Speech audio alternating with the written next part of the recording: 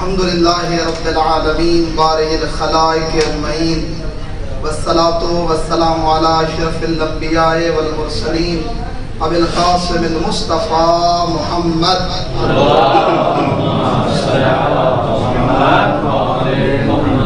وعلى أهل بيته الطيبين الطاهرين المعصومين المنتخبين المنتجبين الذين أذهب الله عنهم الرجس وطهرهم تطهيرا بلند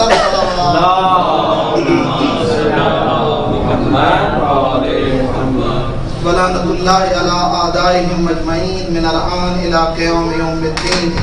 أما بعد فقد قال الله تبارك وتعالى في كتابه المجيد وفرقانه الحميد وقوله الحق وهو أصدق القائلين. بسم الله الرحمن الرحيم.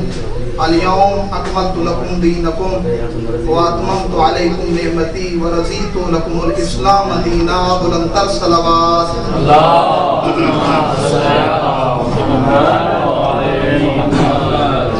ساقی صاحب بھی فرما رہے تھے کہ نہ گلا ٹھیک ہے نہ سپیکر، تو انہی کے اس جملے پہ امیر کائنات نے یہ لطف فرما دیا کہ گلا بھی ٹھیک ہو گیا اور سپیکر بھی ٹھیک ہو گیا، کیونکہ یہ وہ دن ہے. جی شکریہ. یہ وہ دن ہے کہ جس دن نہ خدا کو کسی کا شکوہ قبول ہے، نہ خدا کے رسول نبی مرسل کو شکوہ قبول ہے.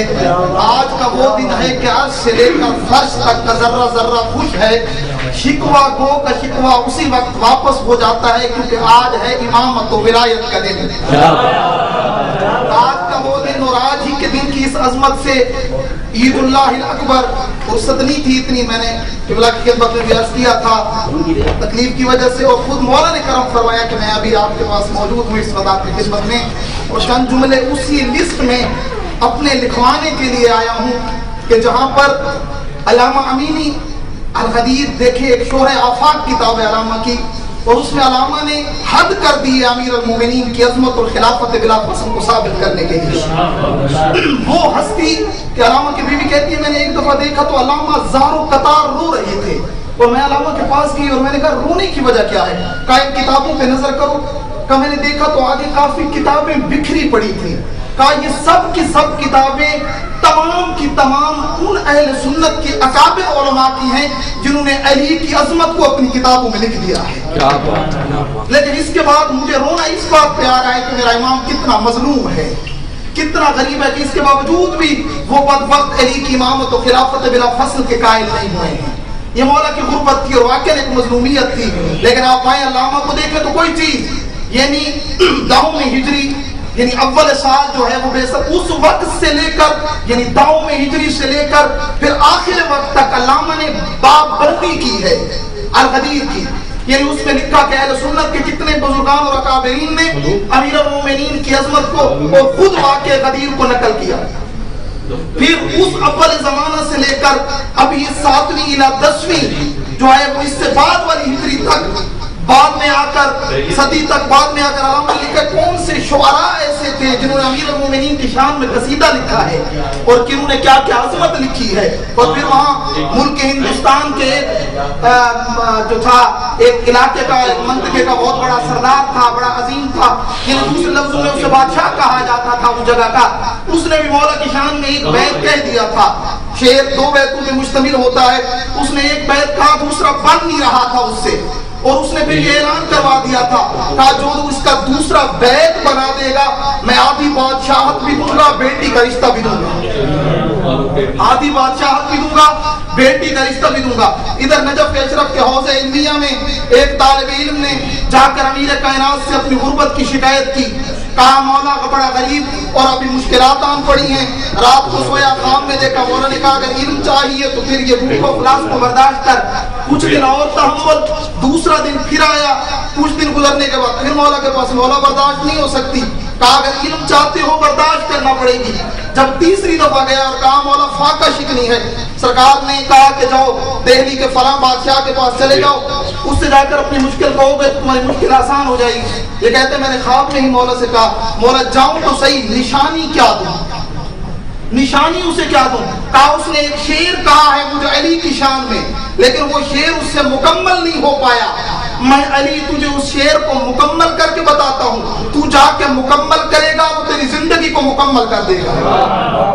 وہ تیری زندگی میں خوشیاں بکھیر دے گا، بادشاہت بھی تجھے دے دے گا، بیٹی کا رشتہ بھی تجھے دے دے گا۔ کہا پوچھا مولا کون سا شعر؟ کہا اس نے شعر کا ایک مصرع کہا تھا، مصرع یہ تھا، اگر ابو تراب بے ذرے لطف نگاہ کند، اگر علی ایک ذرے کو، خاک کے ایک ذرے کو اپنی لطف سے دیکھ لے، لطف نگاہ کرم سے دیکھ لے، اگر ابو تراب بے ذرے لطف نگاہ کند، بے آسمان روت وکار آفتاب کند، یہی ذرہ آسمان پہ پہنچ کے سورج کا کام کر دے گا۔ جب اس نے یہ شعر کہا تو اس کی مشکل ہو جاتی ہے۔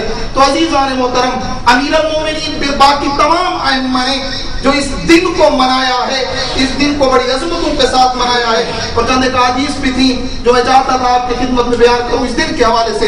جس امام کی بارگاہ میں بیٹھے ہیں، امام علی ابن موسیٰ رضا، مولا اس دن کو بڑی عظمتوں کے ساتھ مناتے تھے۔ یہی حدیث آپ کی ضامت تمام بڑی عظمتوں کے ساتھ امام مناتے تھے۔ جب بھی امام کے گھر کوئی بندہ آ جاتا تھا، اسے نماز مغربین سے پہلے جانے نہیں دیتے تھے، افطار مولا اپنے پاس کراتے تھے، اور پھر جو جانے لگتا تھا 8واں شہنشاہ اسے تحفے اور انعام اور ہدیہ دے کے بھیجتے تھے۔ یعنی کبھی ایسا نہیں ہوتا تھا کوئی غدیر کے دن امام حشتم کی بارگاہ میں آیا اور ہدیہ لیے بغیر چلا گیا ہو۔ کسی کو انگوٹھی عطا کرتے تھے، کسی کو لباس عطا کرتے تھے، کسی کو چادر عطا کرتے تھے، جو جس انداز سے آتا امام اسے عطا کرتے ہوئے نظر آتے تھے۔ اس دن کی اتنی عظمت ہے، چھٹے لال ولایت اپنے اجداد سے روایت نقل کرتے ہیں، فرماتے ہیں کہ اللہ کا عظیم دن ہے، اہل زمین والوں سے زیادہ یہ اہل آسمان کے نزدیک مشہور دن ہے۔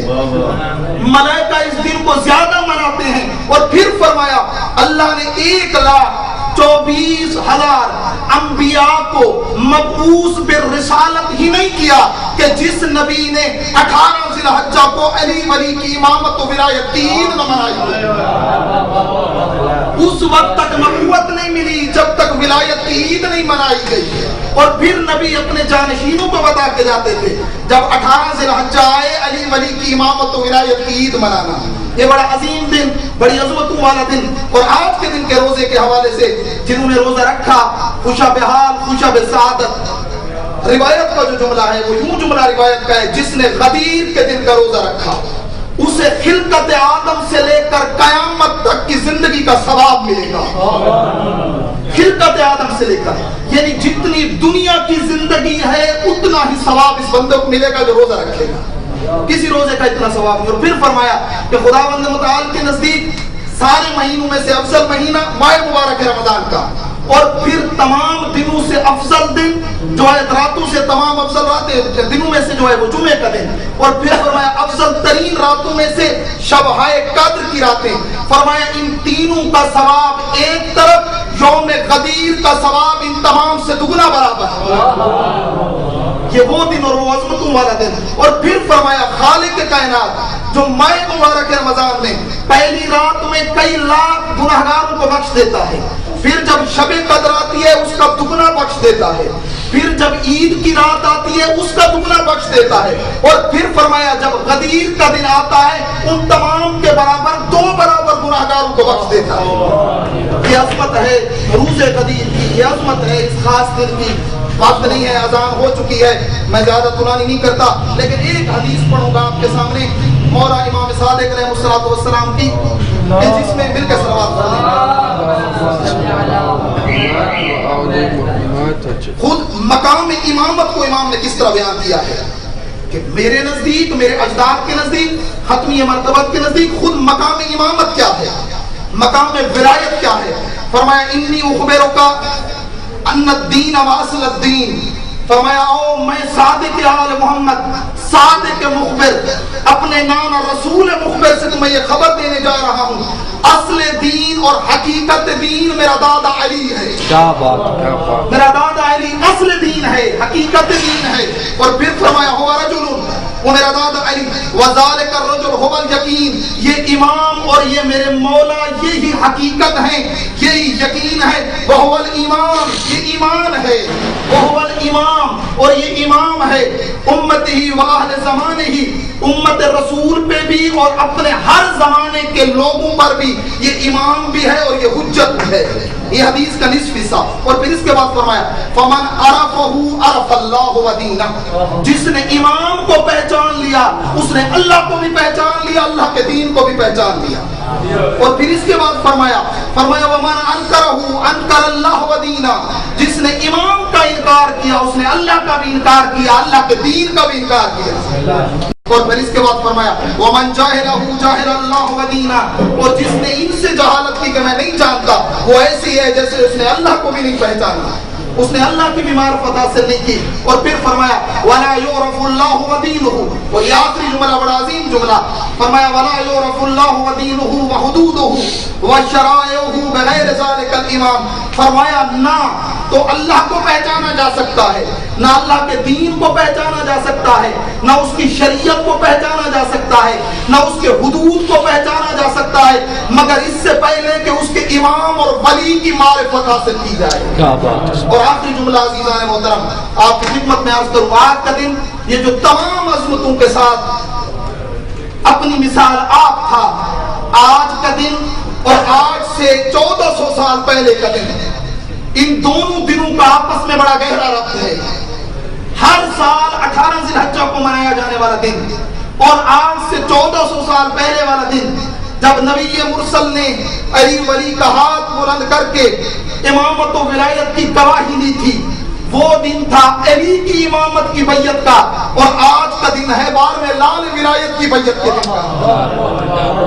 آج آپ نے اپنے وقت کے امام کے ہاتھ پہ پھر بیعت کرنی ہے، تجدید بیعت کا دن ہے. میرے مولا ہم اسی طرح آپ کی بیعت پہ قائم و دائم ہیں جیسے آپ کے دادا کی بیعت پہ قائم و دائم ہیں. یہ آج کا وہ دن ہے. نہ اس وقت کے مومنین نے آپ کے دادا کو چھوڑا تھا، اے میرے آقا نہ آج ہم آپ کو چھوڑنے والے ہیں. ہم آپ کے اطاعت کریں گے، آپ کے عمل کی پیروی کریں گے، اور ہر وہ حکم جسے آپ عمل کریں گے ہم اسے انجام دیتے ہوئے نظر آئیں گے. غدیر کا دن لب لباب ہے عزیزان محترم، وقت کے امام کی اطاعت اور وقت کے امام کی پیروی کا کوشش کرنی چاہیے. اس وقت کے کافی سارے لوگ تھے جنہوں نے زبانی طور پر، ٹائم نہیں تھا میں زیادہ طولہ نہیں کرتا، آپ خود خطبہ غدیر کو حتماً پڑھیے گا. خطبہ غدیر کے اندر پیغمبر نے بہت سارے ابتدا ہی میں خود وہ جملے کے جس میں معرفت توحید کو بیان کیا، اور خود توحید کے عنوان سے جو تھے جس میں مد و ثنائے توحید بیان کی. پہلا جس کے بعد جو پہلے جملے کی ابتدا کی ہے وہ یوں کی ہے، فرمایا کہ میں رسول ہوں، میں جانتا ہوں یہ وہ لوگ ہیں جن کے دلوں میں نفاق ابھی تک نہیں نکلا. یہ وہ لوگ ہیں جو مجھ رسول کو کہتے ہیں یہ قانون کا کچا ہے، یہ مجھ رسول کو کہتے ہیں یہ ہر بات پہ یقین کر لیتا ہے، یہ مجھ رسول کو سمجھ رہے ہیں کہ میں علی کی ولایت کی گواہی اور میں یہ اعلان اپنی طرف سے کر رہا ہوں، کہا مگر یہ قرآن کو نہیں پڑھ چکے ہیں، میں تو اس کی وحی کا منتظر ہوتا ہوں. ادھر سے وحی نازل ہوتی ہے، ادھر رسول مرسل کے لب ہلنا شروع ہوتے ہیں. اور آج اتنا انتظام. اور پھر پیغمبر نے فرمایا آج میری رسالت کے اندر اور میری رسالت کی تمام ڈیوٹیوں میں ایک ڈیوٹی جو سب سے مہم ڈیوٹی، اور اس ڈیوٹی کے بغیر ساری ڈیوٹیاں کینسل، اور وہ ڈیوٹی ہے میرے بھائی علی کی ولایت کا اعلان کی ڈیوٹی. اور اگر میں نے یہ اعلان نہیں کیا تو میں نے کچھ بھی نہیں کیا ہے. تو عزیزان محترم وہاں امامت کو اتنی اہمیت دی گئی ہے. اور پھر آج بھی، آج افسوس کے ساتھ ان لوگوں نے کچھ دنوں بعد اپنے امام کو بھلا دیا تھا، لیکن ہم آج اپنے امام کو بھلا چکے ہیں. ہم وہ تو منافق تھے، وہ تو کافر تھے، انہوں نے اپنے امام کو، ہم نے کیوں بھلایا اپنے امام کو؟ آئے کوشش کریں، بیعت کریں اپنے امام کے ہاتھ پہ. یہ تجدید بیعت ہونی چاہیے کہ میرے مولا صاحب العصر والزمان، میرے آقا اگر آج آپ ظہور کرتے ہیں میں آمادہ ہوں، میں تیار ہوں. اپنے نفوس کو پاک کریں، اپنے قلوب کو طاہر کریں، اپنے ابدان کو طاہر کریں، اپنی افکار کو طاہر کریں. میرا ہم و غم میرے مولا ہونے چاہیے. ایسے نہیں لکھی علامہ امینی نے یہ کتاب، کتنی جلدوں میں لکھ دی مولا جی کی شان میں. اللہ خدا میرے پاس وقت نہیں تو میں اس عالم کے بارے میں بتاتا. ایک سال سعودی عرب کے ایک منافق اور ناسبی کے گھر میں ایک روایت نہیں لکھی علامہ نے. ایک سال اس کے گھر کا جھاڑو دیتا رہا ہے، اس کے باغ کو پانی دیتا رہا ہے ایک روایت لینے کے لیے. حیثیت کیا ہے اس نظام علامہ امینی نے. ایسے مولا کا شرف حاصل ہوا. کتنی دفعہ امام زمانہ کی زیارت ہوئی، مولا کو سلام کیا، جواب ملا. یہ ایسی ہستی نہیں تھی علامہ امینی. زحمات کی، محنتیں کی، تب جا کر مولا علی ولی کی امامت و ولایت کو اس انداز سے جیسے ہونا چاہیے تھا لوگوں تک پہنچایا. عزیزان اور آخر میں یہی جملہ لکھا. اور آپ آئیں عشق دیکھیں اس شخصیت کا امام کے ساتھ. اب خود اس کے بارے میں یہ شور آفاق کتاب ہے خود الغدیر علامہ امینی کی، لیکن اس کے آخر میں لکھتے ہیں مجھے عشق ہے اس در اہل بیت کے ساتھ، مجھے عشق ہے سادات کے ساتھ، مجھے عشق ہے ان ہستیوں کے ساتھ. اور پھر فرمایا وہاں پر جو بندہ تم میں سے محمد اور اس کی آل پر درود کے ساتھ وعجل فرجہم پڑھے گا اور آخری اپنے امام کے زمانہ کو یاد رکھے گا، میں اس کو الغدیر کے ثواب میں شریک کر دوں.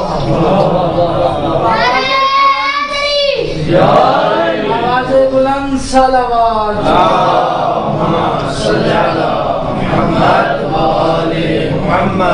کوشش کرے ہم میں سے ہر بندہ اپنا حصہ دے اس مکتب امامت کے لیے، مکتب ولایت کے لیے، جتنا ہو سکے علم کی صورت میں، لوگوں کی ہدایت کی صورت میں. اللہ بخدا علی آج بھی غریب ہیں، ہمارے امام آج بھی غریب ہیں. میں نے آج ہی پاکستان کال کی تو کافی مومن تھے، پتہ ہی نہیں ہے آج کون سا دن ہے. بہت کم تعداد ہے لوگ جن کو علم ہے. غدیر واقعا آج بھی غدیر کا دن اسی طرح سے ہے. اور یہ سلسلہ اور یہ ذمہ داری علماء کی اور خباسان کی، یہ ہماری ذمہ داری ہے. عزیزان محترم مل کے دعا مانگ لیتے ہیں اور آج کے دن دعا قبول ہے اور مقبول ہے بارگاہ احدیت میں. ساتھی صاحب بسم اللہ. ہاں یوں علماء بزرگان اللهم صل على محمد وعلى محمد وعجل فرجهم اللهم بحق الزهراء وابيها وبعلها وبنيها وسر المستودع فيها. پروردگارہ واسطہ محمد و اہل بیت محمد کی عزت و عظمت کا، واسطہ امیر کائنات مولا علی ابن ابی طالب کی مظلومیت کا، اور خاص کر میرے مولا آج کے دن کی عزت و عظمت کا جسے عید اللہ الاکبر سے یاد کیا ہے. میرے مالک تمام دوستان حاضرین مجلس کے حوائج شریعہ پورے فرما. میرے اللہ جو مومنین نیک دلی حاجات لے کر آئے ان کی حاجات کو پورا فرما. ان میں جو بیمار ہیں انہیں شفا کاملہ عاجلہ عطا فرما. جو مقروض ہیں ان کے قرض غیب سے ادا فرما. پروردگارہ جو مومنین سفر پہ ان کے سفر کو بے خطر فرما. میرے اللہ ان طالبان علوم دینی جو اپنے ملک کو وطن کو چھوڑ چکے ہیں، میرے اللہ ان کو محمد و آل محمد کے معارف اور علوم سے پروردگارہ بہرمند فرما. اس سمندر علوم آل محمد کا جو ٹھاٹے مارتا ہوا سمندر ہے ہم سب کو اس سے سیراب فرما. میرے اللہ واسطہ محمد و آل محمد کی عزت و عظمت کا جو دوستان اقامے کے حوالے سے پریشان ہیں، مشکل رکھتے ہیں، ان کی اس مشکل کو حل فرما. پروردگارہ ہم سب کو علم و عمل کی توفیق عطا فرما.